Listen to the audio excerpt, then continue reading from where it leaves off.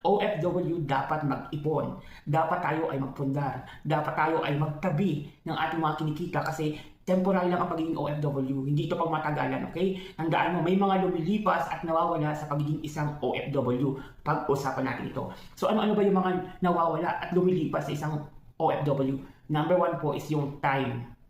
Time. Napaka-importante ng time, guys, kasi hindi na yan maibabalik. Kung ano yung natapos na ngayon, tapos na yun, hindi na yan mauulit kasi lilipas na ang oras. So kung may time ka pa, magsipag ka pa para mas lalong mapadami ang iyong iniipon at iyong pinupundar. So time. Number two is yung strength. Okay, hindi ka pang habang buhay na younger age, hindi pang habang buhay na malakas ka. Darating yung time, magkakaroon ka ng panghihina ng katawan, manghihina ang iyong health. Pag nanghina na ang iyong health, hihina ang iyong kaisipan, hihina ang iyong production.